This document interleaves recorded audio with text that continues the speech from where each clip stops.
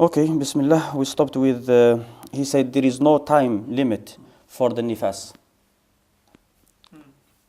The nifas, a woman when she we are talking specific about a woman after birth.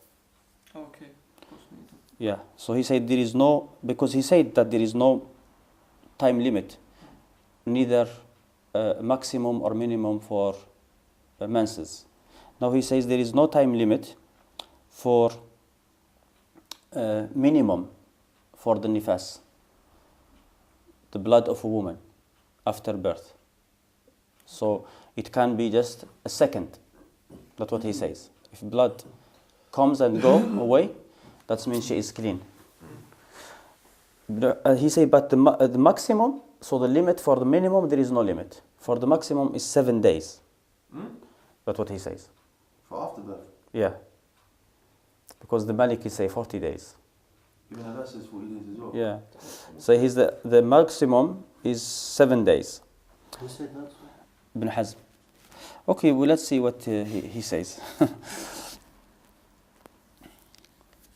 He said there is no different opinion that if a woman had blood one go after birth and then the blood didn't come back, that she has to fast and she has to pray, and she is fine halal for her husband.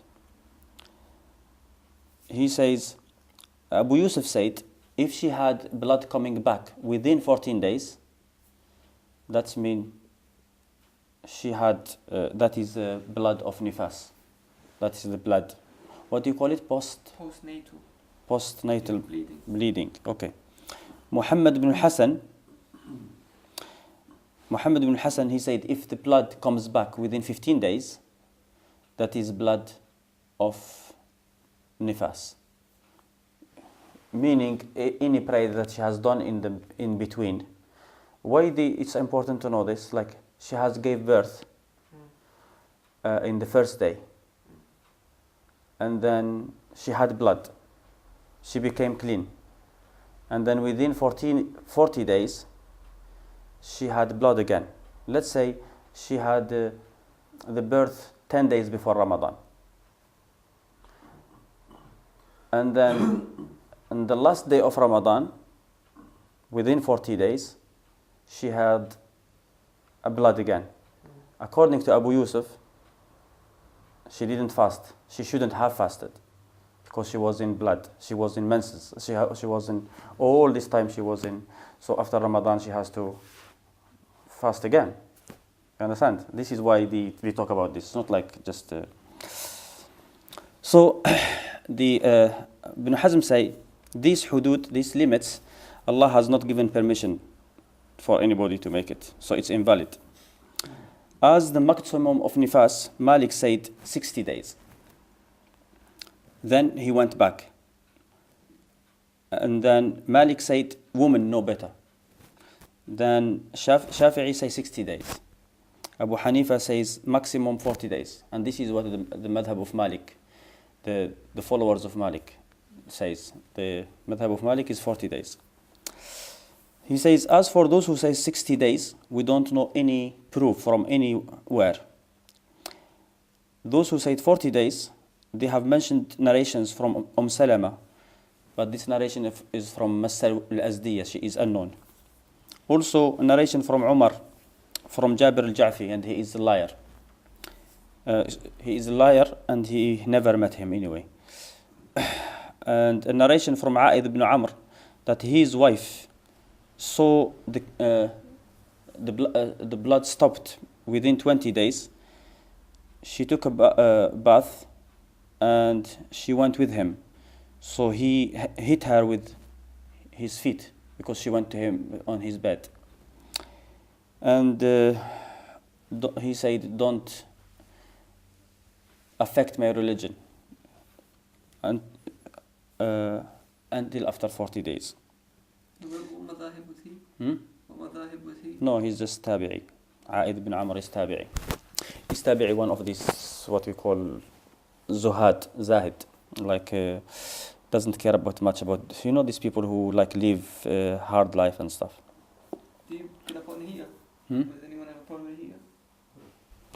So he says, also this hadith is narrated from Al-Jald ibn Ayyub. He is not strong. Al-Hasan narrated from Uthman ibn Abi al-Asi that it is 40 days. Jabir from Khaythama from Anas ibn Malik. Waki' from Abi Uwana from Ja'far ibn Iyas and Yusuf ibn Mahik from Ibn Abbas. All of these people said 40 days. Ibn Hazm says there is no hujjah, there is no proof in anything except the Prophet. And he will mention a lot of things where they contradict the Prophet. They keep repeating this. Why does he say 7 days then? If he says there's no... Why don't you finish and then... He says, so, and these people have contradicted the Sahaba. Yeah, I mean, did I stop and then... How could you stop? You like... I am complaining. He says, they have contradicted Ibn Abbas and he has any Sahabi who contradicted him here. He says, the Malikis and the Shafi'is who say we shouldn't contradict the Sahaba, they have contradicted Sahabi here. Because the Malikis really didn't, because the Malikis said 40 and the Shafi'i said 40. He says, since there is, now Ibn Hazm's talk here, he says, since there is no maximum for nifas, and Allah has ordered the woman to pray and to fast, and He made her halal for her husband, and she definitely the prayer is an obligation on her, and fasting is an obligation on her. She is halal for her husband, so she should not stop doing this except where there is ijma'. And he said, so he will mention now hadith from Abdul Razzaq, from Ma'mar, from Jabir, from Dhahak ibn Muzahim, that he says she will have to wait 7 days.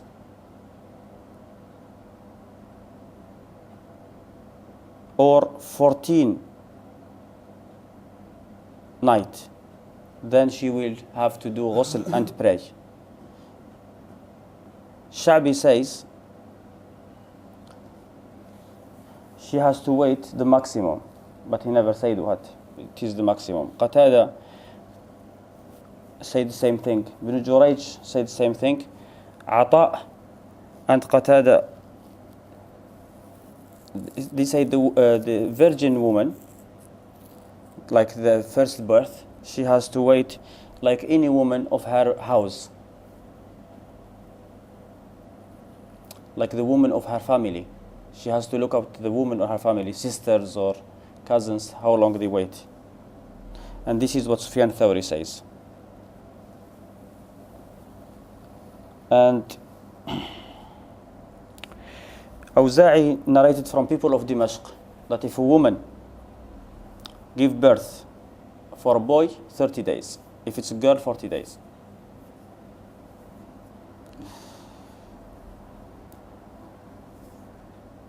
So here, he mentions another hadith from Abdurrahman bin Muhammad al-Muharibi, from Salam bin Sulaiman al-Madaini, from Humayd, from Anas, that the Prophet said the maximum of nifas is 40 days. But Salam bin Sulaiman is munkar al-hadith, rejected totally. Abu Hanifa said the minimum of nifas is 25 days. And Abu Yusuf said 11 days, the minimum. He said, Ibn Hazm say, there is no, these two limits that they have put, there is no proof for it.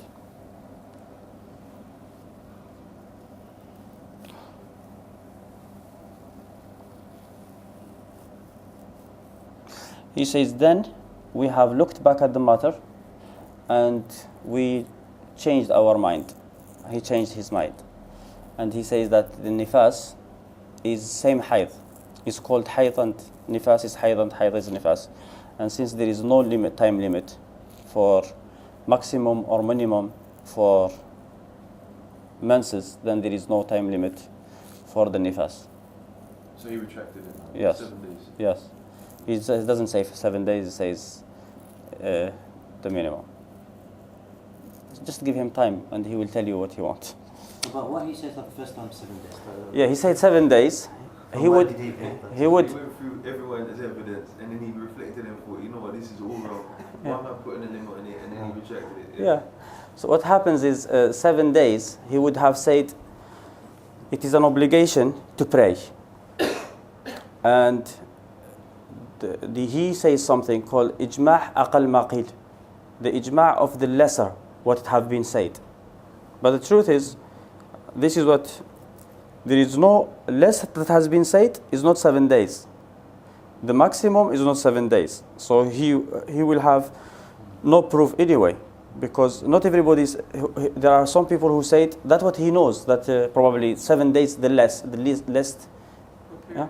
Now people, the Shafi'i have made this rule about ijma'. They say, okay, people have done ijma' about something, that there is hayd, a woman should stop praying. But there is different opinion. Some say 7 days, some say 40, some say 60. So he says, the ijma', we take the lesser. Everybody agrees. He says, look, whoever says 7 days, that is he's saying. Whoever says 11 days, that is 7 days plus 5. So he is agreeing about 7, and he's saying 5 days more. 4 more. Yeah, 12. Whoever says it's 21 days is same thing. He's saying 14 plus 7. Whoever says 40 days, he is saying 33 plus 7. 60 days, 53 plus 7. So he say all of them agree about 7. It's similar to Yeah, traveling as well. 1 9 plus. what the Maliki say. Oh, we have agreed about this stuff. No, the ijma' of aqal maqil is a bit different from that. But the truth is, if you have to take it, it will be not aqal maqil. It will be akthar maqil. If you take ijma', like the Shafi'i put this rule, and Ibn Hazm took it as well. If you have to take it, if it was true, then it won't be the lesser of what has been said. It will be the most of what has been said. They say like this. Okay. Some people say you shorten the prayer at 1 mile. Some people say you shorten the prayer at 48 miles. Some people say 79 miles. So they say, look, whoever said 1 mile, that is the less what has been said. But 48 or is 1 plus 47. So if you say 53, that is 1 plus 52. So they say they agreed about. This is what we call nadari. Observation? This is like a theory. Oh. But religion is not theories, it's practice. So if we say, look, if Ibn Hazm who says 1 mile, and the Maliki who says 48 miles, and the Hanafi who says 79 miles are traveling, what happens? They will be traveling, let's say Malikis and Zahiris and Hanafis. In the way, when they reach 1 mile, they start praying. The Zahiris will say, we pray 2 rak'ah because we have started our journey. This is safar.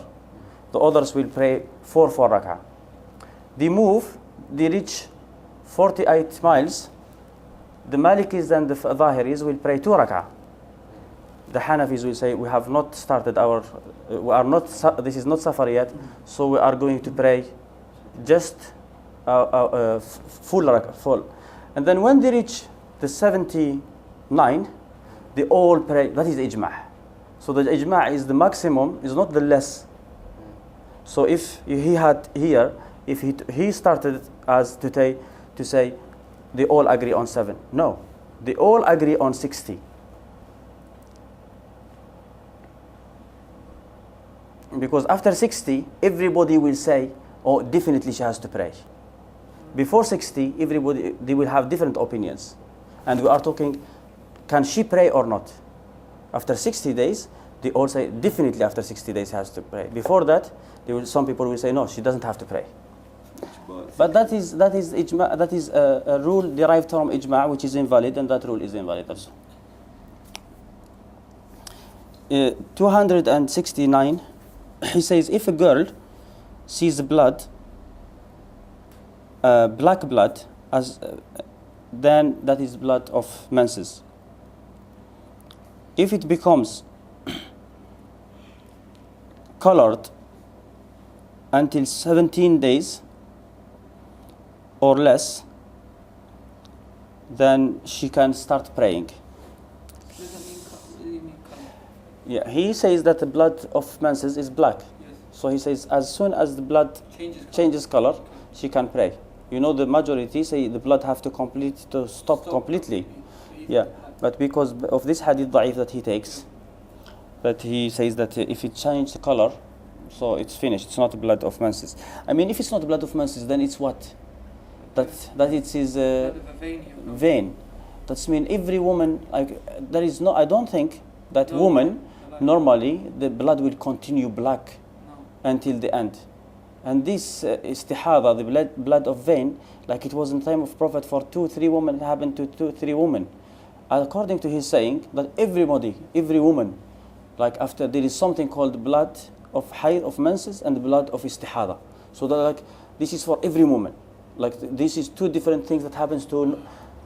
What shows from the hadith that this was special for like a woman was sick, 1 or 2 women were sick. Maybe she got an infection where that blood will continue maybe for a month, so she has to go. No, if she has infection, that is different. She will not know that, for example. No, if the woman has infection and the blood doesn't stop, then she has to count her days. There is hadith clear. How many days? Normally, like a woman has, every time she has 7 days normally. So some women, or 3 or 5. When the blood continue, she has to stop at 3 days. Stop, like every time, every month, count. This is her days, and then after 3 days she does ghusl and she pray. Even if there is, even there is blood. That hadith clear in Sahih Bukhari and Muslim. So that's no problem. So here says the girl, if she sees blood which is black, then that blood is blood of menses.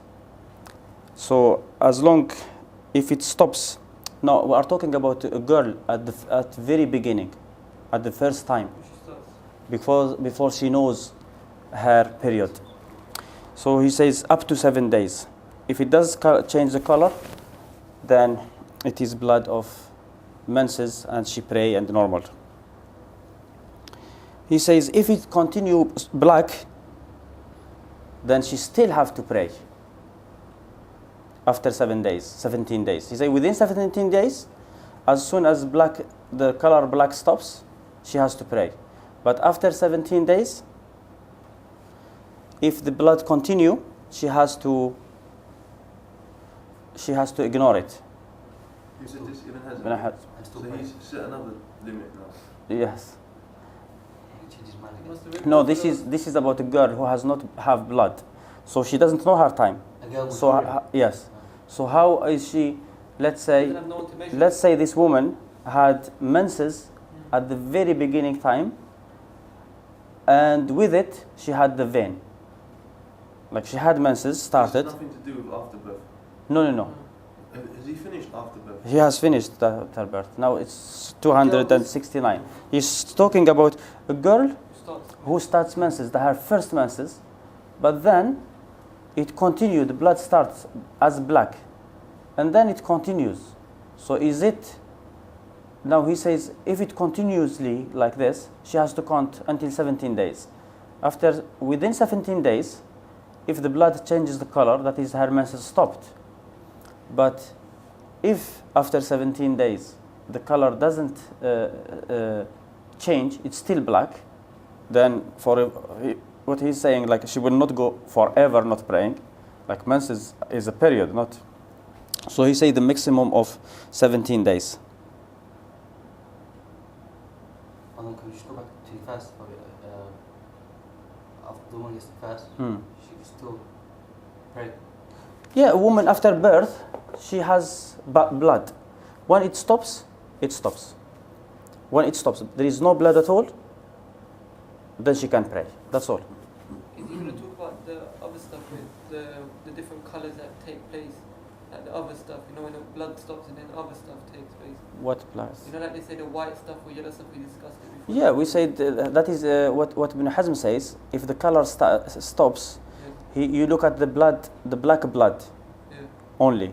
Okay, not Ibn Hazm. Ibn Hazm talks another thing. Hmm. But generally, when the majority, they say that when the blood stops, do you have to look for some stuff like yellow, white? I don't know what they call it. Yeah, Aisha used to say that you have to wait for something called قصة البيضاء, something white coming. Yeah, so that will be the mark that. It's not a saying of the Prophet. Hmm? It's not from anything. No, it's a saying of the no, Prophet. no. There is not. The Prophet said if it stops, if the blood stops. Okay, sorry, to go back to this nifas. Mm. So you have nifas, Yeah, but a woman's, because of the straining, yeah. she's burst a blood vessel. Oh, okay, So she's bleeding okay, and she continues bleeding. okay. How are we to differentiate what is nifas and what is a There burst is blood vessel? there is no differentiation. There's no. If the doctors will be able to tell her this is blood of vein or this is the blood of, if the doctor says, or the woman knows, if the woman knows that this is not harm, of course it's not. How would she know? It's something she's. I mean, the blood of after birth, you can say that if a woman has no experience, she won't know. I mean, first birth, how can she know? That's true. But the doctors might be able to tell her that this is blood is extra, or if she knows that. But it's all after birth at the end of the day. The reason why she has the. Yes, but the reason why she has the blood that comes from the, you see the baby when it's in the womb and the womb is closed, that the baby will be like swimming in blood. The blood is staying in there, huh? Gathering from all these months. The baby normally in the womb, he is in blood. It's seminal The fluid. menses blood. Yeah, No. normally the baby. No, it's seminal fluid. It's white. It's some white fluid. It might have some blood around It's it, but water. it's water. Yeah, water, but there is blood with it at the end. No. This is what I Maybe heard. in the placenta. Maybe When in the they say placenta. that the water breaks, Yeah, when a woman's broken Yes. her water, yes, this is like a bubble of water. yeah, This, like, that's what the baby's in. And Yeah. then when the water breaks, that's when she knows that the Baby child, ready. yeah. the child is coming. Okay, so the blood, where does the blood comes from? The When, blood it, is when the baby comes, the- it cuts. The baby It cut- feeds. You see, when it, Yes. it goes through, that's where he cuts there. That's where the blood comes. It's No, not- the thing is, it has a placenta Yeah. that feeds the baby. Okay, This comes out, but then I can't tell you exactly where the blood comes from because that placenta comes out with the Yeah. baby afterwards. okay, But I think it's actually the force. the force, when The the force baby's going of through. it's almost like, imagine all the vessels of force something out. Yeah. And this will cause an afterbirth. well, That's not a- that's been the nifas is that veins. That's what I mean. So Yeah. how are you to differentiate now? Well, there is, It could be permanent now. These vessels yeah, that have broken. yes. So can we draw the line, or we just don't draw the line and we just say this You is all afterbirth? you can't draw the line unless there is something from the religion to say draw the line, and then there is no time limit to put. If she doesn't pray, she doesn't pray. Well, if it's that No, is the doctor has to stop it. If there's hemorrhages or blood coming, either the doctor has to stop it, or otherwise she will die. yeah. I mean, there is no woman who will have blood coming Continuous. all the way, Huh. huh? But then, look, we have to look at possibilities. Yeah. There's definitely a possibility that a woman could have burst blood vessels Yeah. from pregnancy, Yes. and she had a condition she never had before, Yeah. and because of this straining and the intense pressure, Yeah. she has now burst blood vessels. Okay. So she will continue to bleed, just like the women in the time of Prophet ﷺ, when they came to her, Yeah. when they came to him Yeah. and said to him, "I'm continuously bleeding." Yeah, that woman there would was. definitely be occasions like Yeah, this now. that woman was bleeding, but in a way, not like blood. I mean, if a woman is pouring blood continuously for even 2 days, if it's blood properly, like if you cut a small vein in your hand and you are bleeding, 2 days and you die.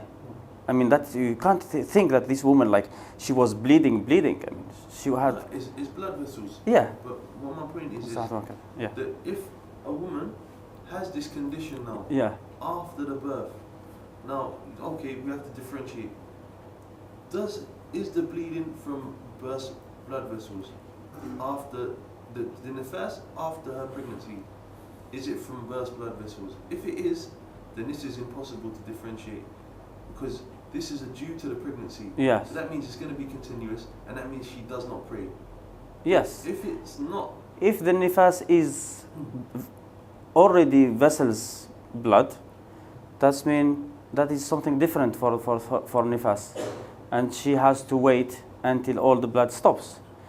If it has nothing, there is some special things that causes the nifas, some special veins or something, or what do you call it? I don't know what you called it.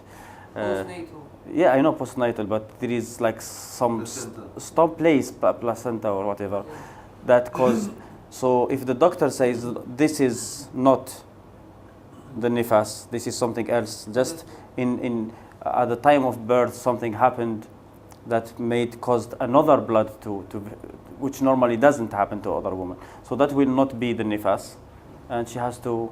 All these questions, this question to basically you've got a the long woman. The woman have to understand what she is, because the blood of menses Yes. and the blood of That's the finger. the blood of menses and the blood Postnatal. of nifas are totally, it will be different. I mean, it's not possible to think that a woman is running off blood, like blood is pouring for 7 days.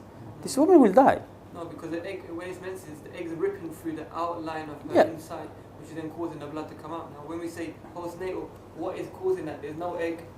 Yeah. What's causing the blood? So we'd have to find out where does that come from, that blood exactly.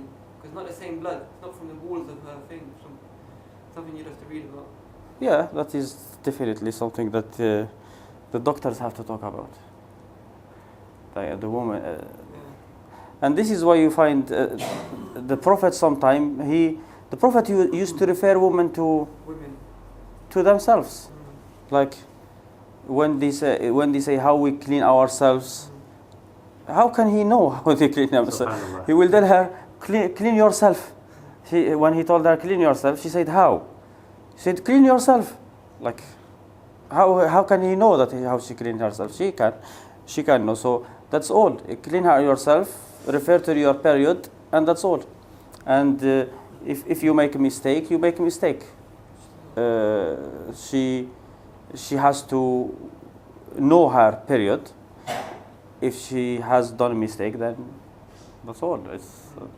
I mean, the Prophet was a man. That's why it was.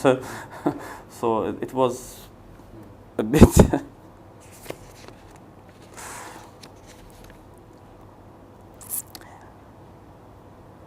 He says, so if she sees the blood, she says, if the black blood continue for more than 70 days, he says she has to stop.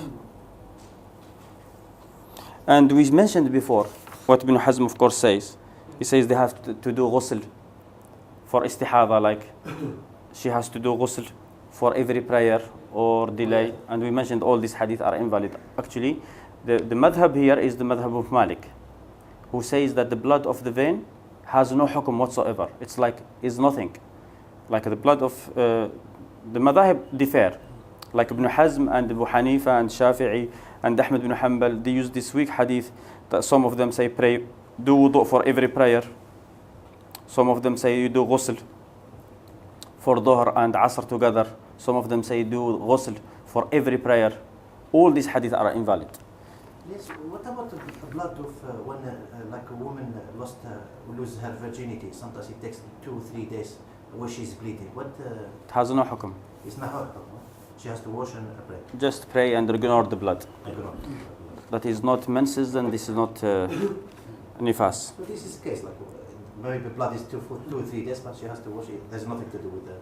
No. Every the blood of vein, there is so many hadith about it, which is hadith narrated either from Muhammad bin Amr bin Alqama, the same person, or Abdullah bin Muhammad bin Uqayl, and these people are weak. Some of them, even there is hadith in Bukhari that says that she has to do wudu for every prayer. But that hadith is clear, the saying of Urwa, not the saying of the Prophet. So it's so he said, if the blood, she has to wait for 17 days. Of course, 17 days, because this is what people have said. He says this is the minimum, the maximum what people have said.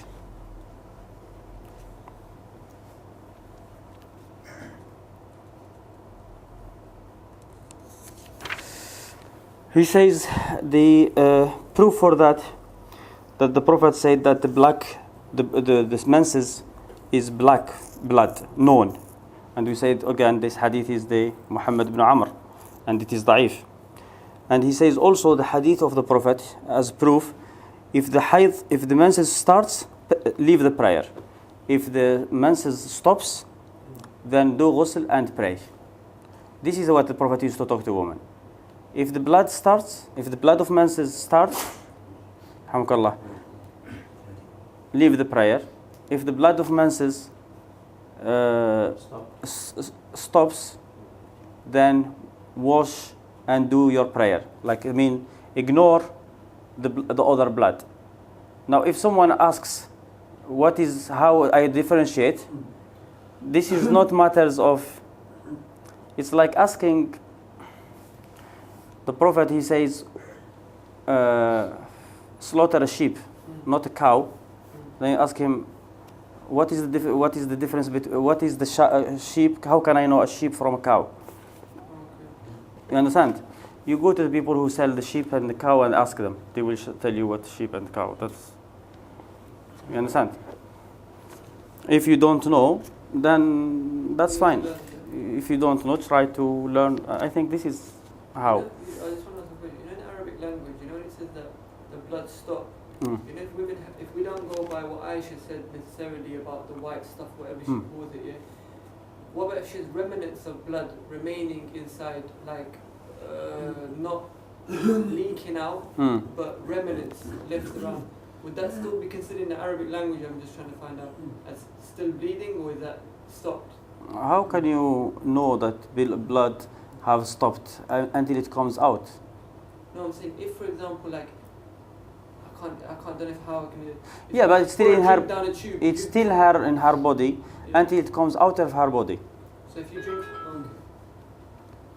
She is still bleeding until it comes out of her body. Okay?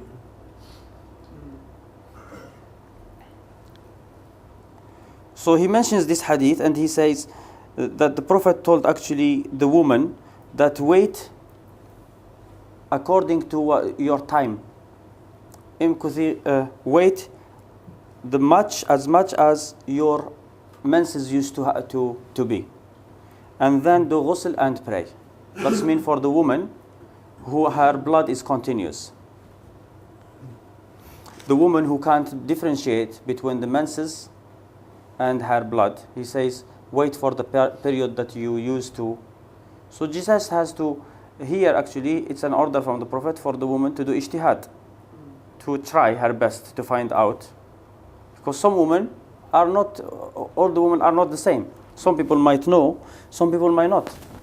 So the Prophet says, go to know what you. Yes, that's all. Open for them. Yes. To do. So they have just to look and try their best to know what's.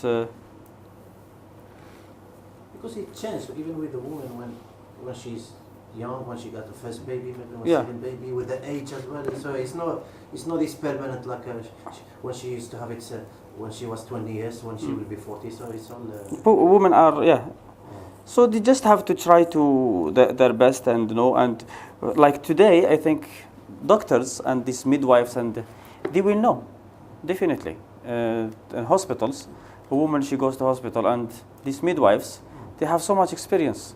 They see hundreds of cases every day, so she can't tell her this is blood of menses, this is not. Even for a woman, maybe she's used to 7 days or 5 days. When she goes to 9 days, she start be suspicious and she has to go to like a GP and she say this is not normal. Usually it's 5 days or 7 days. But with a doctor, she'll check. She said, no, this is an infection, or this is a no. Yeah. This is she will tell her that. He said what we said is what Malik and Dawood says.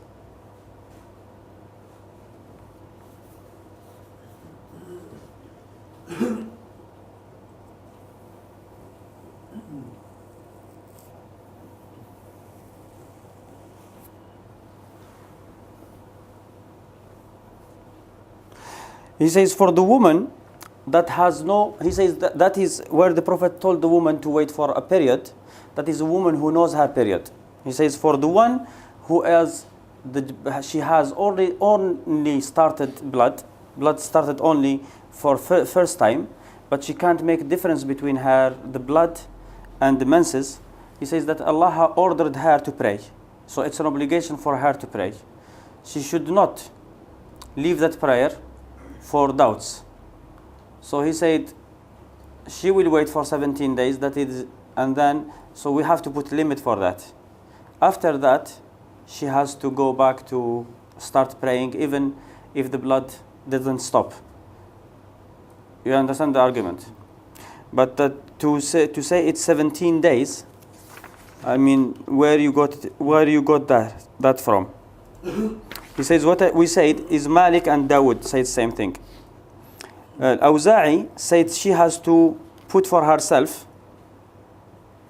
compare herself to her mother and her auntie and her aunties, father side and mother side. So if they have like a period, similar period, like her aunties and her mother and her sisters, they all same time. He said she put for herself the same limit, because normally women like family like same thing. This is the best advice, though. Yeah, definitely. To some extent. Yeah, he said if she doesn't know 7 days. Sufyan Thawri Ata said the same thing. Shafi'i said 1 day and 1 night. And this is what says Ahmed ibn Hanbal. Abu Hanifa said 10 days. Shafi says 1 day and 1 night. Yeah. The period is 1 day and 1 night. Yeah. Oh. Because the minimum period is 1 day and 1 night according to him. Oh, he doesn't say like one go. Yeah. So here actually it's you should never say anything. You say to the woman, whether you know. If you know, you know. If you don't, then she can ask. Speak to her mom, her sisters. Speak to the woman who. There was always women who help, who what we call qawabil, midwives. Even from the time of the Prophet, there was women who help women give birth, and they look at these matters. Yeah. So this woman, they normally they have experience. She has to go to this woman and ask, and follow their advice.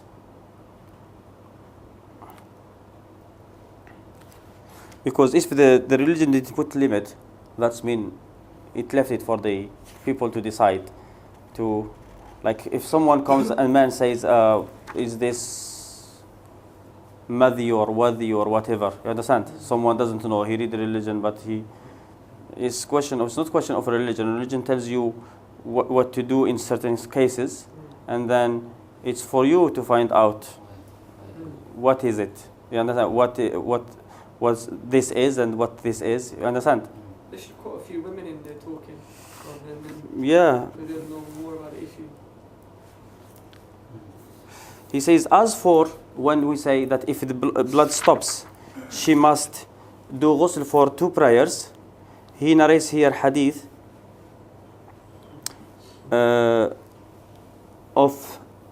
he said, as for the ghusl for 2 prayers, or for every salah, he narrates here hadith from Habiba bint Jahsh that she used to bleed, and she asked the Prophet, he ordered her to do ghusl for every prayer. This hadith, of course, is Hisham al-Distiwa'i, Mudallis, Yahya ibn Abi Kathir, Mudallis, and this hadith also is narrated from Yahya ibn Abi Kathir here, from Abdul Rahman Zainab bint Abi Salama, that a woman was married to Abdul Rahman bin Auf and she used to bleed continuously. The Prophet ordered her to do ghusl for every prayer.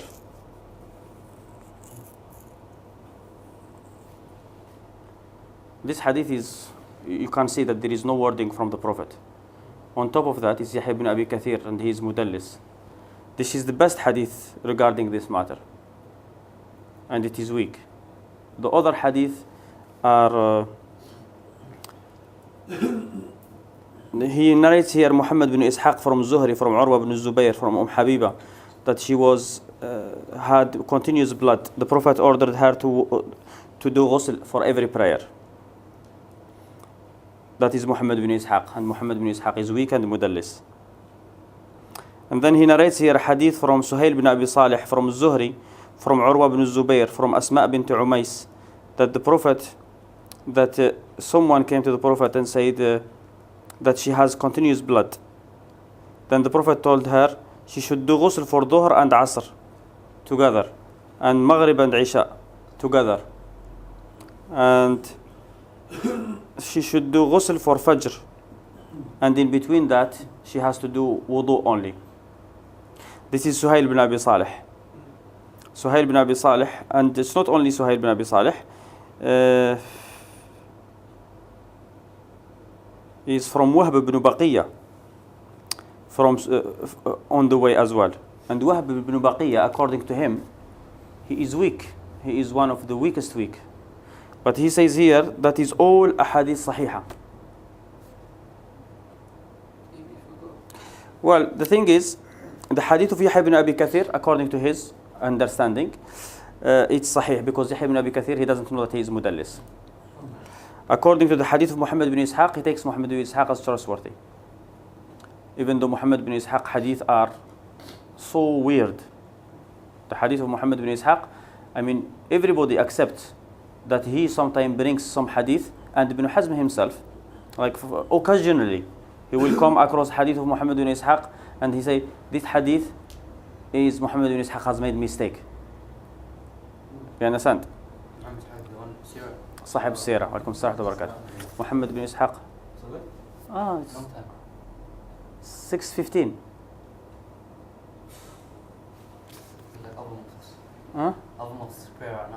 yeah we pray it's 17 6 و15 دقيقة يعني قبل ساعة نحن صلينا نعم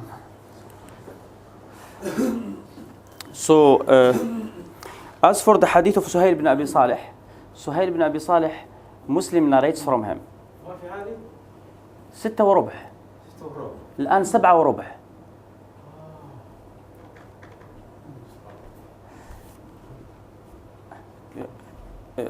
You understand? Suhail bin Abi Salih, Muslim narrates from him, and his hadith, Muslim narrates from him actually a lot.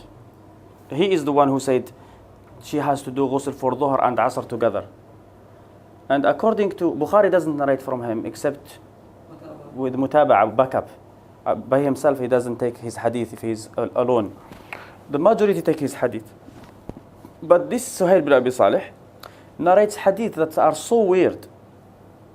I mean, people say about him that he used to be trustworthy, and then his brother died, he had problem.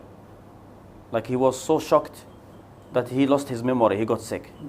And then he became like sick. And then he says anything, like he doesn't memorize properly, he forgot. And then he used to narrate. He narrates hadith sometimes, such as this hadith here. Sometimes there are hadith that definitely you can see that they are wrong. one of this hadith, one of them should be this one. Everybody that we know narrated from Zuhri, from Urwa ibn Zubair, this hadith from Aisha, that the Prophet said, you wait, if the menses start, you have to stop the prayer. When the menses stops, is from Zuhri, from Urwa. Now, Suhail ibn Abi Salih will narrate this hadith from Zuhri, and then he says that she has to pray, to do ghusl for every Dhuhr and Asr. I mean, this hadith is narrated by Zuhri from Urwa, by the trustworthy people, such as Awza'i, and they didn't say this. Suhail ibn Abi Salih will say she has to pray Dhuhr and Asr together, and instead of Aisha, he will say Asma bint Umays. Muhammad bin Ishaq, he will write the hadith from Zuhri, from Urwa, and he from Aisha, and he said that he ordered her to do ghusl for every prayer. Even though the hadith that we know, he said do ghusl only and pray. And Muhammad bin Amr bin Alqama, who is also from the same category as Suhail and Muhammad bin Ishaq, he say that the blood is black and it's known. Now you see how these people like.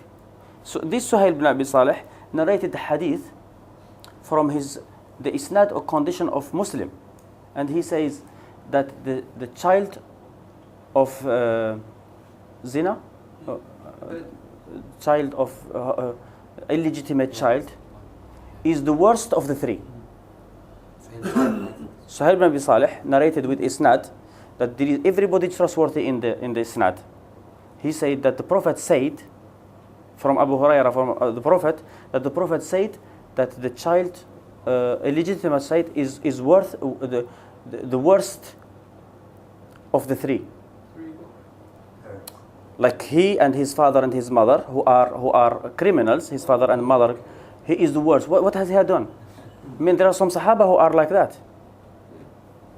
So this hadith, when someone narrates, like when someone is like Suhail bin Abi Salih and narrates hadith like this, and narrates like hadith like this, and you find continuously hadith like this, he should be rejected totally. I mean, all his hadith in Muslim, except for those who are mutaba'a, should just totally be rejected.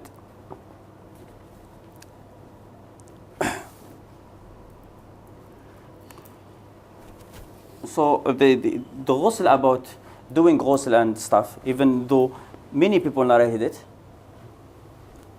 so many weak people have narrated it, and all the trustworthy people didn't mention it, so it should be ignored.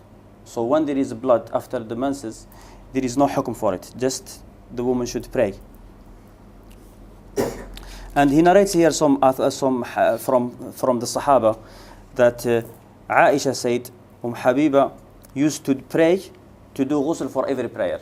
This hadith is clear in Bukhari. It's like this, narrated from Hisham bin Urwa, from his father, from Aisha, that the Prophet told the woman, if the wudu, if the menses stops, then wash and pray.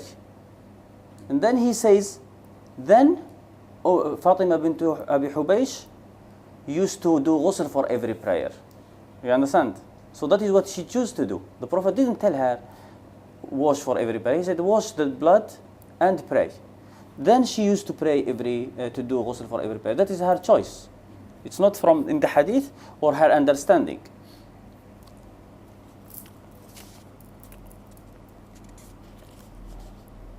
So he mentioned here that also from Sa'id ibn Jubair and from Ali ibn Abi Talib, that they made this fatwa, that they said she has to delay the prayer of Dhuhr and do ghusl and pray Dhuhr and Asr together, and Maghrib and Isha. And from Ata also, that she has to do ghusl for Dhuhr and Asr and Maghrib and Isha. Also from Sa'id ibn Musayyib, that she has to do ghusl for every prayer. And he says that this is the Sahaba. They almost all of them agreed, and there is no other Sahabi who has different opinion. And of course here he is referring to the Malikis, because the Malikis say that she doesn't have to do anything.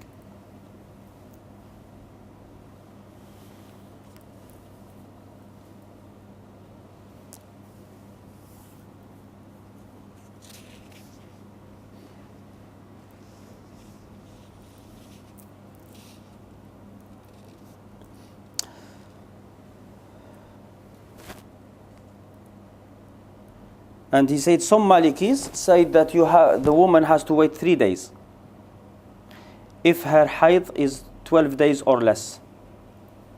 If her menses is 12 days or less. Yes. Malik said it in another narration. Or 2 days if it's 13 days or less. Or 1 day if it's 14 days or less.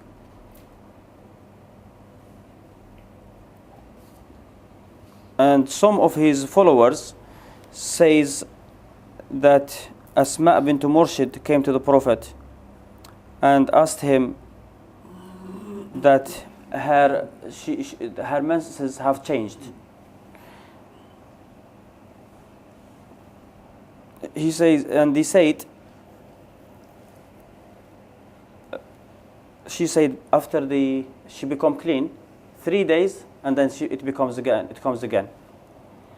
He says, if you see that, wait 3, and the 4th day, wash and pray. He said this hadith is invalid because it's a narration of Haram bin Uthman. Malik himself said he's untrustworthy. He says so. The Ahnaf and Malik are very weird to take this hadith because the narration of Haram bin Uthman. Haram bin Uthman, Malik says he's not trustworthy. Also Abu Hanifa says about Jabir al-Ju'fi, I have not seen a bigger liar than Jabir al-Ju'fi. Still, the Ahnaf take his hadith. What he is saying here, that Malik, he say Malik is trustworthy. When he says Haram bin Uthman and Salih Mawla Taw'ama are weak, the Ahnaf, because these people are so weak, people, they narrate a lot of hadith that doesn't make sense. That's why actually they made them weak. But they have so many hadith that these people need. So he says Malik is trustworthy. He say about these people are weak. His followers, they should take his testimony. But they don't have problem rejecting his testimony here and take the hadith of Haram bin Uthman and Salih Mawla. He says, and when it comes to opinion, which is everybody has his opinion, you don't have to take opinion of people. He said the Malikis will die not to keep the opinion of Malik. Say also the Ahnaf. Abu Hanifa said Jabir al-Ju'fi, I have never met someone worse than Jabir al-Ju'fi. He is like the biggest liar I have met. He said Ahnaf don't have problem to say Jabir, take the hadith of Jabir al-Ju'fi all the time, contradicting Abu Hanifa. He said, but they will die to not to make to keep the opinion of Abu Hanifa in something else. And he said some of them said we did qiyas on the musarrah. And yeah, he said some Malikis, I mean, he's talking about here, if a woman starts menses and then the blood stops for 3 days or 4 days or 1 day, he said it depends on how the limit on the blood. So if the blood is 14 days, she has to wait 1 day as before she can have another menses. If the blood is 13, that will be 2 days. Of course, there is no time limit here whatsoever, but that is what Malik said. And then some people they said we did qiyas on the musarrat. Some people who don't deserve to be answered to, like these people, there is qiyas and there is qiyas.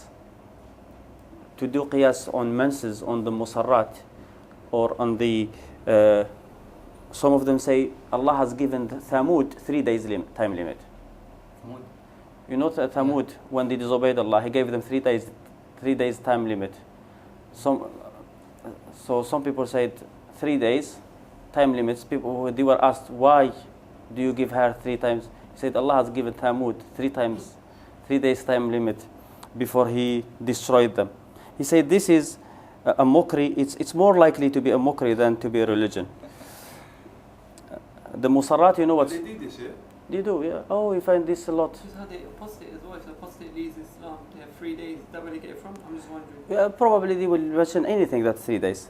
The hadith of Musarrat is this. There is hadith in Bukhari and Muslim that the Prophet says, if someone sells a goat or a she-camel which has been kept Oh, a few days. for few days without being milked, and then the person who takes it, normally the selling is binding. As soon as you sell something, it's binding. You can't take it back. But someone who has been cheated, like a person who will not milk his goat, she-goat, for few days, and then the milk, when you look at it, there is a lot of milk, like it's the breast is big.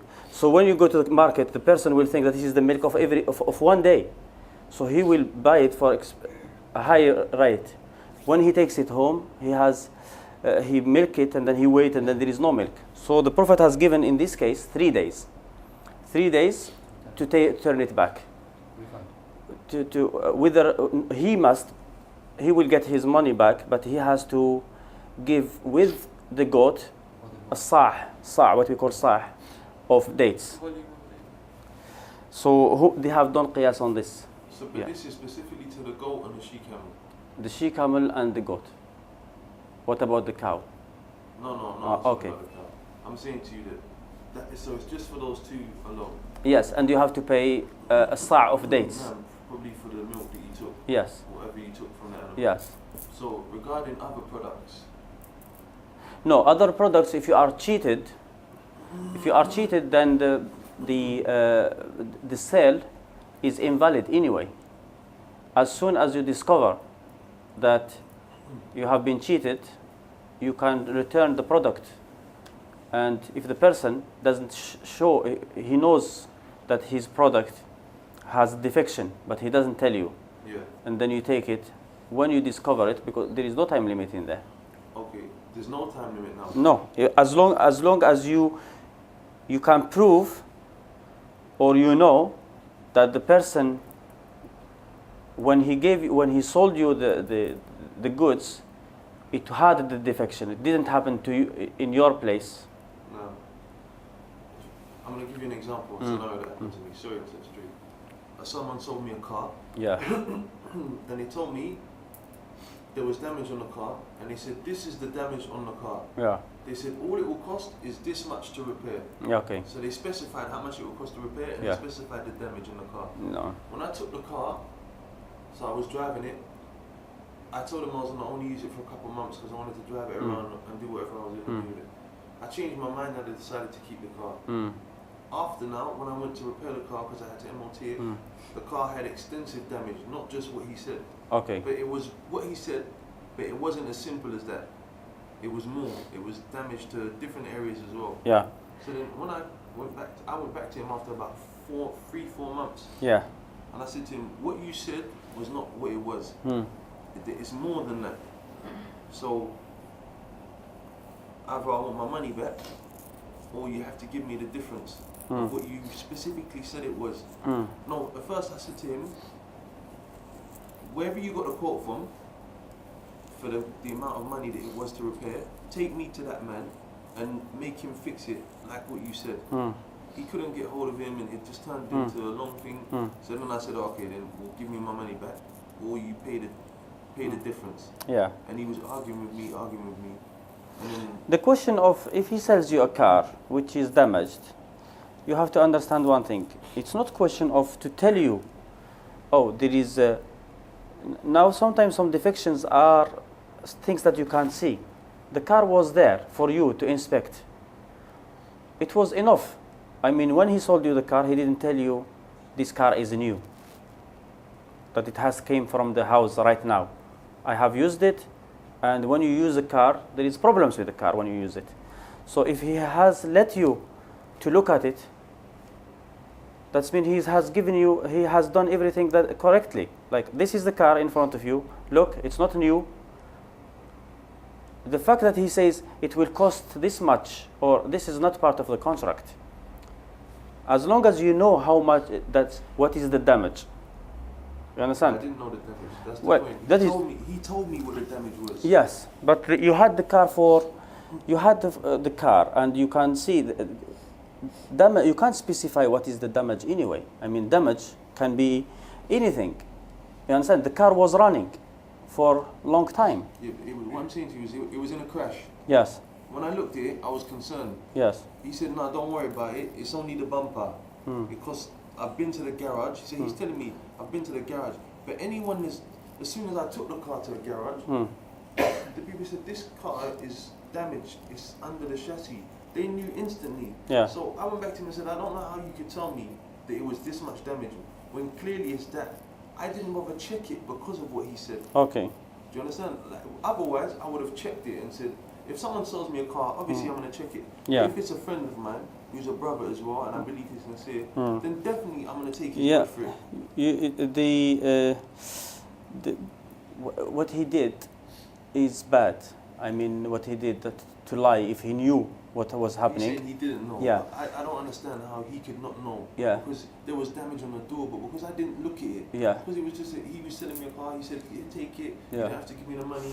Do you understand? It was almost Yeah, but like he was... the car, when we say something that is hidden, defection that is hidden, it can be like buying something that you don't look at the time, or you can't look at the time before you see it. Before you have to take it first home to check it. You understand?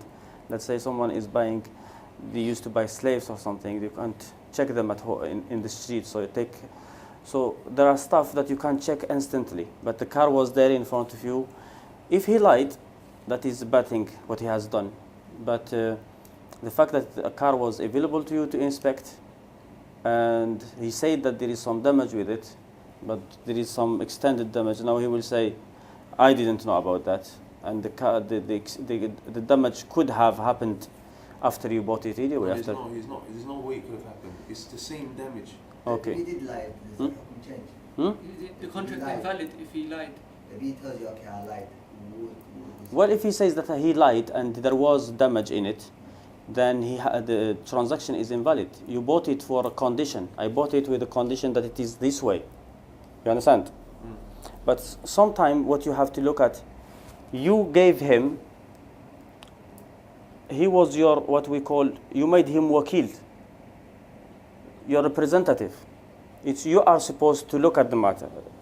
You made him to look for you. You asked him to look for you. And he said, yeah, it's fine. I mean, if you go and, let's say you went to buy, and you looked. He says, the car is in front of you, look at it. And then you looked. And then you said, yeah, I am happy with what is in it. And I'm going to buy it. With this, the way it is. Or instead of you doing it yourself, you sent a representative. Now you made him your representative, so he gave you advice. He sold you, but he was a representative as well. Because he looked at the car and said, yeah, it's fine. The car is in front of you, you can buy it. Instead of doing your job, you made him do your job for you. Understand this point? Yeah. Yeah, so he bought from him and he made him his wakil. He relied on him. Now if you send me to buy for you a car, and then I look at it, and I see these mistakes, I don't give you good advice. Welcome, sir. I don't give you good advice. What happens here? No. Is he to be blamed, or you, or me? You blame me, you don't blame him. You understand? In a way, you blame yourself. So you asked him a question and he lied to you. That if I understand what you mean. Yeah. Then, but there's a difference though, because he owns the product, yeah, and he's talking about his own product. yes, So, yeah, I understand what you're saying. the I car take is your word for it. the car was in front of you to look at, No. and then you choose not to. But yes, if he lied to you, he lied on purpose. Like we take this case, if Yes. someone lies to you, he sell you a product, and he knows there's a big defect, and he tell you now you don't have to check it, I check it, and it's fine, and he lies to you, and Yeah. you keep it home maybe 1 year, then when you go to use it, and it's defective, Yeah. and you told him you lied to him. And you go to him and he will tell you, no, I didn't lie. Yeah, but there is something that you can't check and there is something that you can't check. I mean, the product is there for you to check. Okay, so the limit is once you've taken it. So what's the limit then for me to check it? The limit for you to check. Yeah. There is no limit. When you find out it is defective, something that you didn't, it's not question of you can't see, you find a defection, you can't return it back because, okay, I will buy this something from you, a new product, but it turned out to be not a new product. It turned out to be you bought something else. You understand? I am buying from you something. I go home, I bought a book to be Bukhari. It's written Bukhari on the top. When I got home, I found it to be a story. I didn't buy this book. I bought something else. Intention bought something else. You understand? But if you sell me Bukhari and I find it to be Bukhari, but there is some mistakes inside, and the book was there for me to look at it, and I looked, and or I didn't bother to look, that is my problem. Because you told me this is Bukhari and this is Bukhari. Okay, then tell me what I should do now, because I argued with the brother, yeah, and I said, you know what you told me was not the truth. Yeah, he was. I don't think he lied. He's not a liar. Yeah, I think there is nothing you can do about it. Maybe he didn't really check the car. Yeah. And in this case, I don't think that you can do much. But I told him, I insisted. I said, you know what? It's either you take the money back or you don't. He said he was going to give me the money back. Okay. For the car. I said, look, he said, but he's not going to deal with me again. I could see it was a problem. So I said, okay. I said, the best thing for us to do is let's go to someone who we both believe is righteous and let them judge between the matter. Yeah. And then let's do that. And then he said, look, I don't want to go through that. We must be able to come to a conclusion. Okay. So then I said, okay, well the damage costs £500 or something like this. Yeah. I said, give me £200 and I'll be happy. Then he said, okay, he'll be happy with that. So then I said, okay. Then time passed and really the matter was I didn't want to feel that I'd been cheated. Okay. So it wasn't the money, it was just the fact that you told me something and it wasn't. Yeah. So then after a period of time passed, I said to him, you know what, give the money to charity. Okay. And then he gave it to charity. Okay. So should I give him that money now? Because it wasn't mine as a right, or because he's offered to give it me back, I don't have to give him that £200. When you told him if he was going to give you money, and said give money on my behalf to the charity, You're okay. that is your money he gave to charity. No, but what I'm saying to you is the reason why I insisted on it is because I felt cheated. Is it okay that he was happy with giving me that money? Well, he was happy to give you the money. So but that means that the money's mine. Probably, he didn't know that probably he has done something wrong. And then you came to sulh. Sulh is fine. I don't think he done something wrong. I believe that, I don't believe he lied to me. Okay. But maybe he didn't check the car, like how he should have checked the car. Yeah. Or he told me. But he sold you a car, and the car that he sold you, that is what you took. You understand? So I don't think that he owes you anything. So And even if he said that he gave me the money back, yeah, has he given me that money back? he has given you that money back, but he gave it. You took it because you asked for that money. There was dispute, and then you come to conclusion, sulh. You understand? To compromise. But if he didn't really want to give you the money, then that money you shouldn't take it, because you are allowed to take money only with the condition that you don't ask for it, or you show any interest. But we came to a conclusion on something. Yeah, but said to me- he thought that he should do something about it. But if he has not done anything wrong, why should he pay?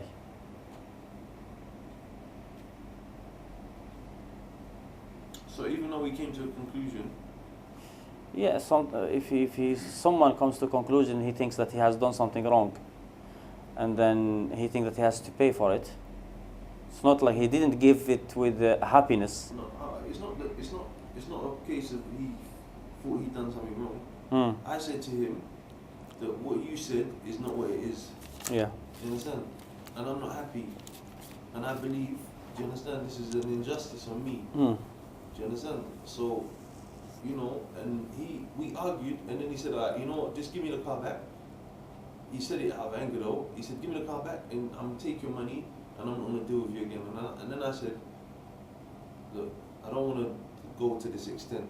Do you understand? Let's take it to someone who we believe is. He said, no. Let's us resolve it. After he calmed down, he said, let's resolve it. Okay. So he said, what do you want? He said, I'll give you £500. That's what he offered me. He said, I'll give you £500. I said, no, I don't want £500. Give me £200 and I'll be happy. Then he said, okay then. Then after time I said, you know what, I'm not even, if you want, you can give the money to charity. We'll give the money to charity then. And then he did it on your order. No, I don't know what he done. I haven't asked him about it.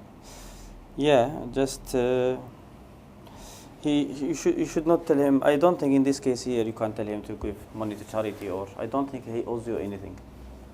So if he's giving that money to charity, then I should give him £200. Well, if he acted on your order, yes. Even though he agreed to give me that money. Yeah, he agreed, but he thought that he was afraid of going to court, like to be. No, To it's go. not cool. I mean, it's not court. I mean, to go to people to judge between you. But he Yeah, does. but then if we would have gone to people to judge between us, then maybe we would have come to the conclusion he doesn't owe me the money. Yeah, but he was afraid to do it. Yeah, no, but irrespective. Yeah. If I give you an option, and If you you- don't want to take that option, Look, if you ask someone for the property of a Muslim is forbidden. If he gives you anything, with him, if someone gives you something that he doesn't owe you, like if he gives you something he doesn't owe you, like through transaction or because it's your right as a family member or something.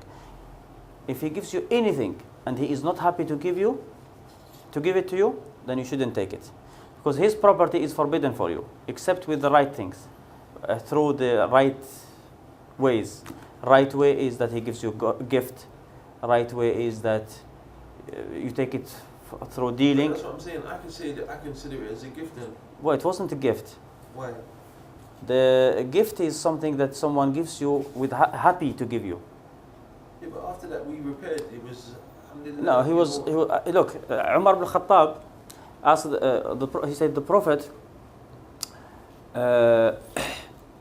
generally the property of Muslim is forbidden. That every Muslim for Muslim is forbidden, his blood, his money, his everything.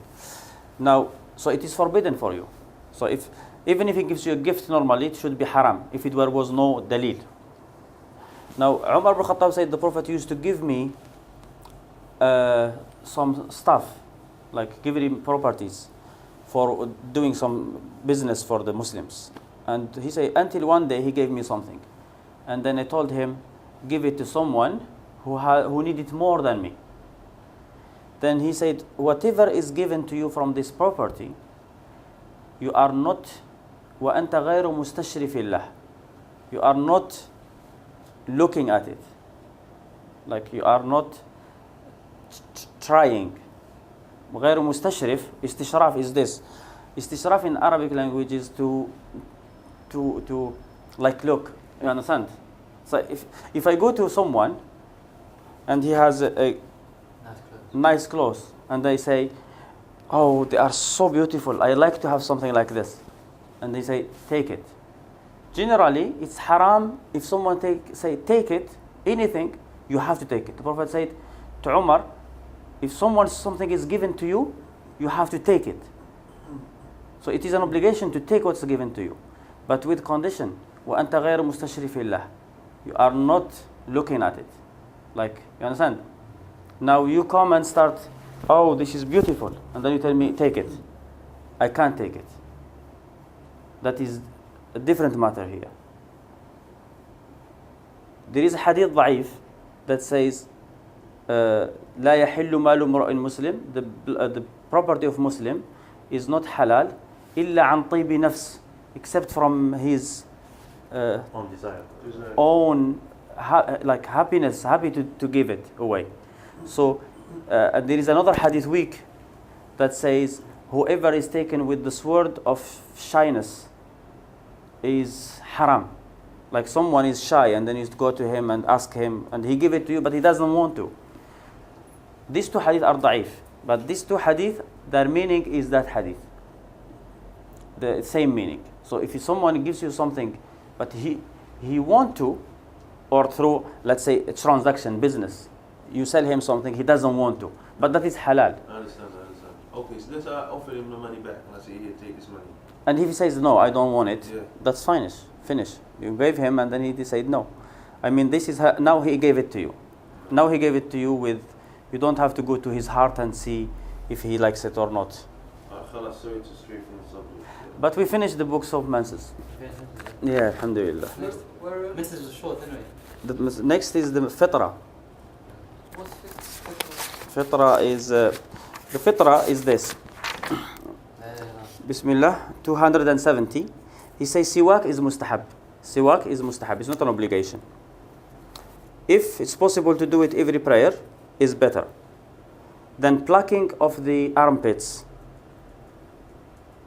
And the plucking of armpits and circumcision, the shaving of private parts, and the cutting of the fingernails, and he said, he says this is mustahab. He says siwak is mustahab, and plucking of the armpits, the circumcision, shaving of the private parts, cutting of the fingernails. As for the cutting of mustache is an obligation. It is not, it's haram for a woman to pluck, to pluck the hair from her face. Haram to pluck. Not to shave you. Plucking, natf. Okay. From my eyebrows. No, because someone asked me this the other day. Yes. Said about playing the subject. It said it doesn't say shave, it says pluck. Can we just finish this and then inshallah? You mean pluck her eyebrows? Hmm? He says it is mustahab for a person in janaba, if he want to eat or drink Yeah. or sleep, to do wudu, but it's not an obligation. Okay. If he had sexual relation with his wife and want to go back to do again, then he must do wudu in between. If he has sexual relation with two wives or more, or slaves, then he does ghusl between every one and another, is fine. If he doesn't do ghusl except at the end, then it's fine. Yes? In between Mm. his partners. Yeah. Well, that is well. Now he said all this. Well, now his proofs for that. He says he narrates the hadith from Muslim, from Abu Huraira, that the Prophet said fitra is 5 things: circumcision, istihdad, shaving of private parts, taqlim al-adhafir, cutting of the fingernails, plucking of the armpits, and qas al-sharib, shaving, cutting of the mustache. This is what the Prophet ﷺ said. Hmm? This is what the Prophet ﷺ said. Yes. He says, the Prophet says this is from fitrah. These 5 are from fitrah. Of course, he says this is mustahab, except for the cutting of the mustache. So that is for the first 5. Then the hadith of Muslim also, and Bukhari of course, that the Prophet said, if I would not make it difficult for my ummah, I will order them to do siwak for every prayer. So he says if he didn't order, then it's not an obligation. It's just mustahab. Also, he says a hadith from Muslim that the Prophet said, that Anas bin Malik said, the Prophet gave us the limit of 40 days for cutting the fingernails, cutting of the mustache, plucking of the armpits, shaving of the private parts. This hadith is daif. It's in Muslim, but it's the narration of Ja'far ibn Sulaiman. Ja'far ibn Sulaiman is weak. He says, also, the Prophet said, he says, as for the cutting of the mustache is and leaving the beard, the Prophet said, Khaliful Mushrikeen, contradict the Mushrikeen, cut the mustache and leave the beard. Okay, so he says it's mustahab to circumcision, but there is different opinions between the fuqaha here, because the Prophet said it's 5 are from fitra. There are some who said all these 5 are mustahab. Some of them said some are mustahab, some are obligation. This doesn't make sense. It's either all mustahab or all obligations. And the fitra, there is the Quran says fitrat Allah allati fatara an-nasa alayha. This is like the fitra that Allah has created people on. So we have to. Well, the fitra is, Like the reality. so Allah says that the fitra, he refers to fitra. He says fitrat Allah allati fatara an-nasa alayha la tabdila li khalqillah. The fitra that Allah has created people on, there is no changing to the creation of Allah. Okay. Now, for these things, yes, for the siwak is mustahab. He mentions hadith here from Muhammad bin Ijlan that Uthman bin Ubaidullah bin Rafi' said, I have seen a companion of the Prophet cutting their mustache almost like shaving. I asked him who? He said Jabir bin Abdullah, Abu Sa'id al-Khudri, Abu Usaid, Salama bin al-Akwa, and Anas bin Malik, and Rafi' bin Khadij. Muhammad bin Ijlan, yes. Muhammad bin Ijlan is weak. He's not a liar. He's saying a story from Uthman bin Ubaidullah bin Rafi' that he saw the Prophet companions. You understand? It's easy. It's not Prophet hadith. Okay. Another hadith here from Al-Hakam bin Utayba, from Ibrahim al-Nakha'i, from Al-Aswad, from Aisha, that the Prophet used if he want to go to sleep or eat or drink when he is in state of janaba, he does his wudu for salah.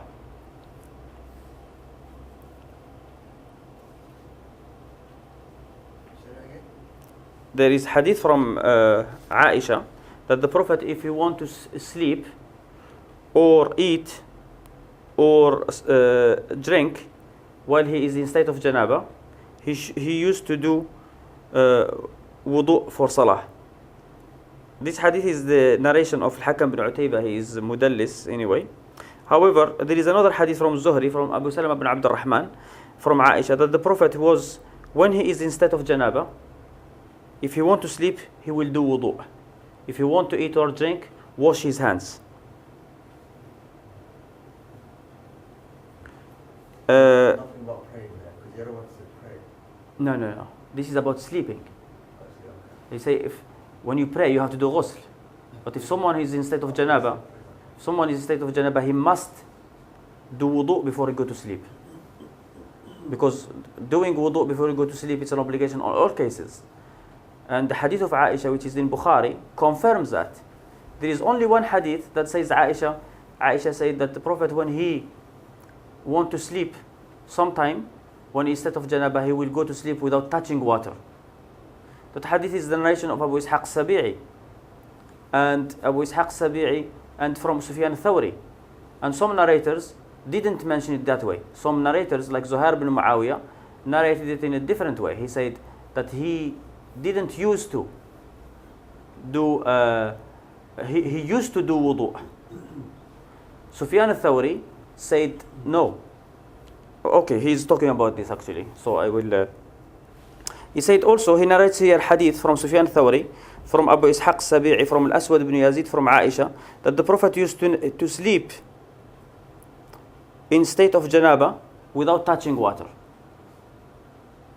So he's using this, the hadith, that the Prophet didn't used to do wudu at all, without touching water. Look, and this hadith is here Sufyan Thawri from Abu Ishaq Sabi'i. Sufyan Thawri is mudallis, and he has done tadlis definitely in this hadith. And Abu Ishaq Sabi'i is similar, mudallis, and he is mukhtalat. And he narrates another hadith here from Salam ibn Sulaym al-Hanafi, from Abi Ishaq, from al-Aswad, from Aisha, said that the Prophet, when he comes from the masjid, he will pray. Then he will go to his bed or to his family, if he has a need to his family. Then he will sleep without touching water. If he hears the adhan, he will stand up, and then if he is in state of janaba, he will pour water on him.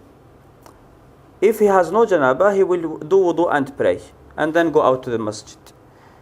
So Ibn Hazm says this is general. When the Prophet said he doesn't touch water, the first hadith that says the Prophet will sleep in state of janaba without touching water, he said this is general. Like he is taking the word of Aisha, general. Like if the Aisha is the one who is infallible, she can't make a mistake. Maybe she is like her words are controlled, and that is not true. Aisha might say something, and she doesn't know how to put the right wordings for it. The Prophet didn't touch water. He didn't touch water for ghusl, not for wudu. So what she meant here, she was answering question about he didn't do ghusl. That if the hadith was altogether sahih.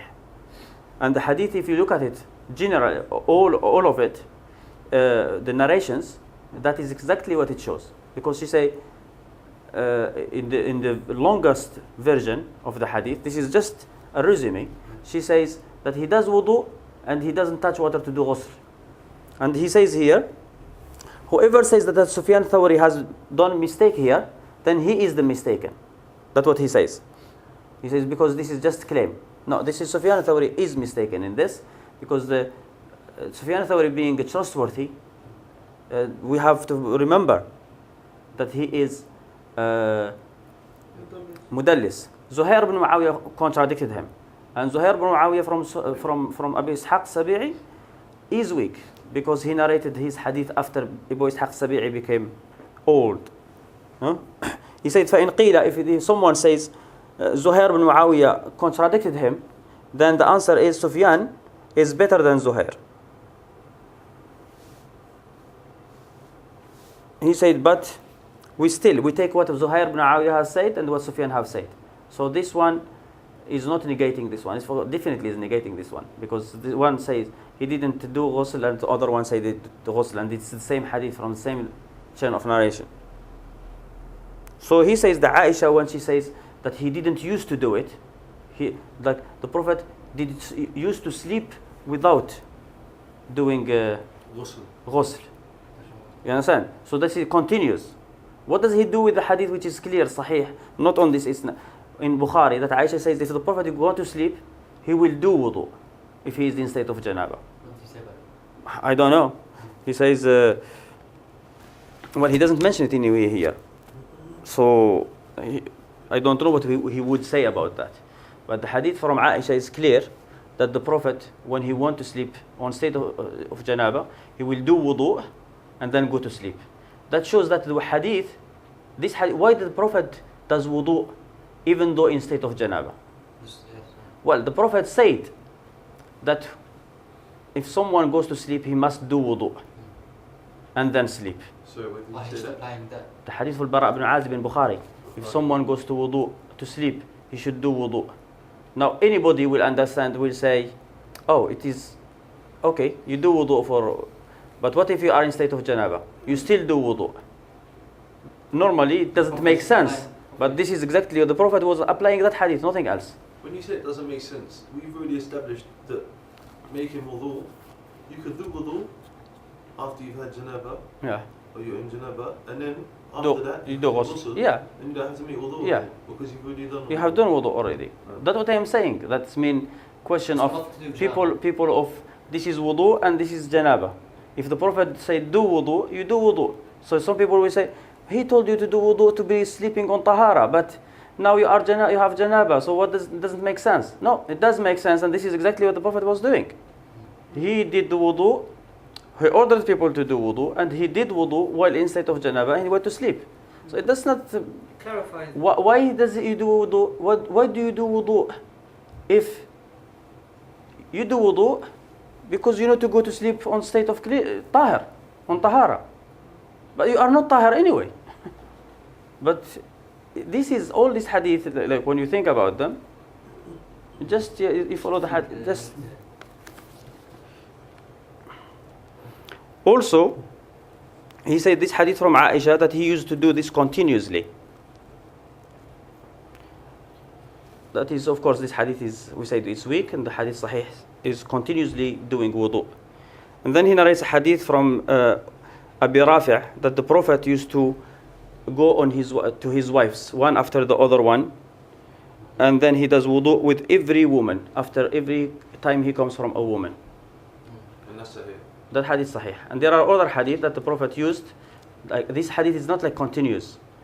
He says, this is general, this is what he used to do. Without making ghusl. Without making ghusl.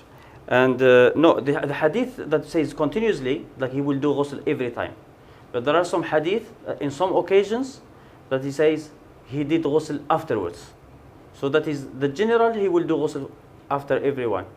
But general, in some occasions, like in Hajj, they said he didn't do ghusl. And there is nothing to say that you have to do ghusl or you don't. Because it's not prayer anyway. So, also narrated from Anas that the Prophet used to do ghusl, one ghusl, after he come out from his wives. There is another hadith now that the Prophet said, if someone had a sexual relation with his wife and he want to go back, then he must do wudu in between. That is an obligation. Even Ibn Hazm considered it to be an obligation. The hadith of Umar ibn Khattab, where he asked the Prophet, also that is in Bukhari, he asked, Ya Rasulullah, ayanamu ahaduna wa huwa junub? Can anyone sleep when in state of janaba? The Prophet said, yes, but he must do wudu. There's hadith that says this. Yes, in Bukhari. No.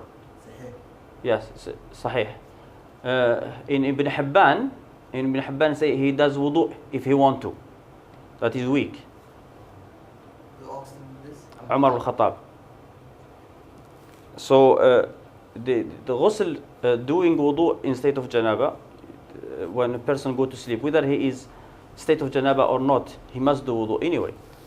So it is an obligation to do wudu before sleeping. And then he speaks about aniya. He says, it's not halal to do wudu or ghusl or drink or eat, neither for a woman or man. From any eating from what we call a vessel that is made of bone of human. A vessel that is made from the bones of a human. Yeah. Okay. Okay, someone has A skull. A human skull, for example, eat, drink from it. So it says, You made a cup from it. yeah. So he said it's not halal. It's not halal to do wudu or ghusl or drink or eat from something that is made from a bone of a human. He says because of what you have mentioned in the book of Maita, that you have to bury any human being. Remains. He's going to mention it, tell me. No, you have mentioned it already. I mean, a person, whether he is Muslim or he is kafir. If a Muslim, you have to pray, wash him, bury him. And a kafir, you have to hide him below the soil. You have to bury him as well. Because of the hadith of Ali ibn Abi Talib, when he died, his father died. The Prophet told him, he said, go and hide him, bury him. That is his proof that you have to bury even a kafir. Anyway, the kafir is dirty. Bearing away from the Muslims. You bury the Muslims on one side and the Kafir on the No, other. the kafir is a dirty anyway. So his bone and his flesh and Body is everything dirty. is dirty. You have to keep away from it. And it is haram also to cut the body of any living, either animal or human being. Like it's muthla, and the Prophet said, لا تمثلوا. It's haram to do muthla, like to cut someone Into pieces. into pieces. That is haram as well. So Slaughter. hmm? Slaughter. Right? That's what he slaughter is something. said. No, cut he said.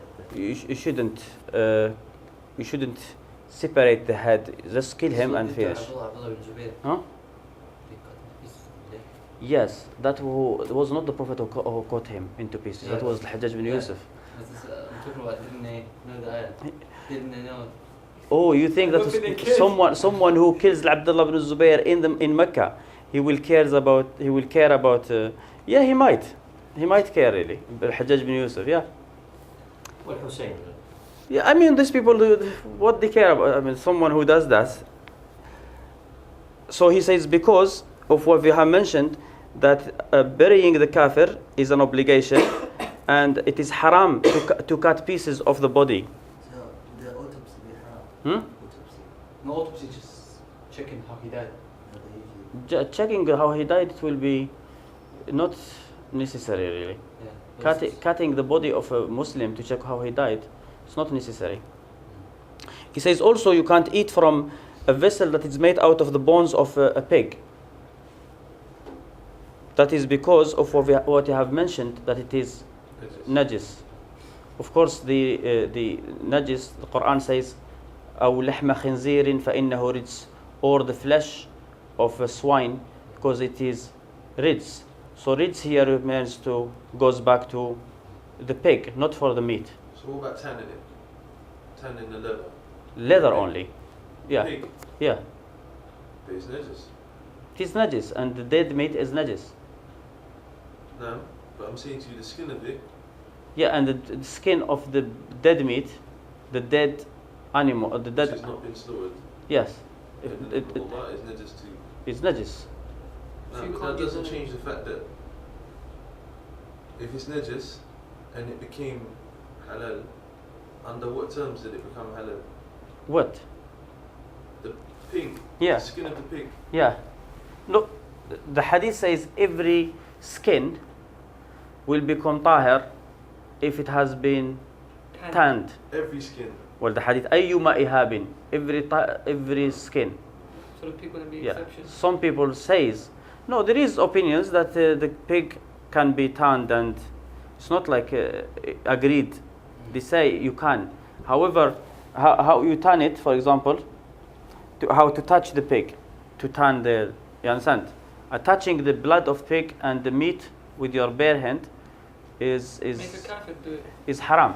But if the kafir does it, He sells it. for example, and sell it, then it says every tanning, every skin Which is tanned. tanned, even the skin of the dead meat, is when it's tanned, it becomes tahir. So It's what is tahir it's the skin of the of the kafir. no Yeah. of a human.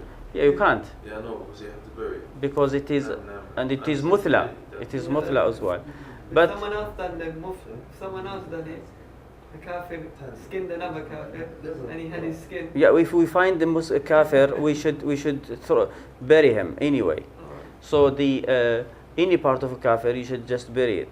However, the skin, it becomes tahir, but it doesn't become halal to eat. I mean, it was najis, it becomes tahir, but it doesn't become halal to eat. So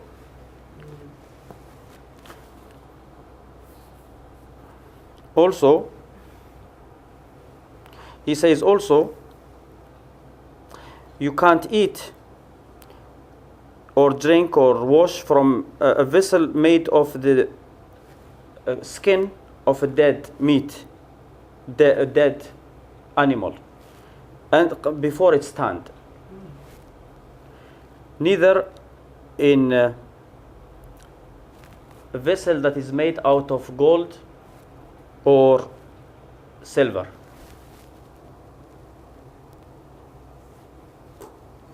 And he narrates here hadith from Ali ibn Mushir from Salama that whoever eat and drink from the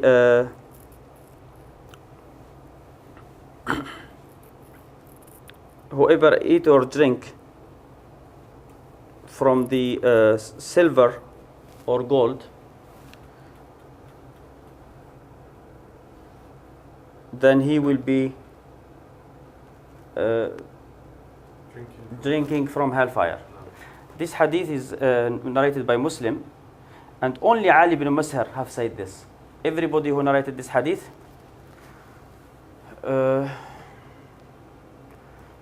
Didn't bring this extra part. yeah. So this is not. Is it weak then? Hmm? Is it weak? No, that statement's weak. Let me just say to someone. Malik was told about even his narration. He doesn't say you have to throw it, but Malik say I find it difficult to say to someone you have to pour the rizq that Allah has given him. I don't know. It means like he has heard this part that says, but he rejected it with his opinion. Like You know, you paused this halfway through. what? I paused it halfway through. You paused it. That's fine. fine.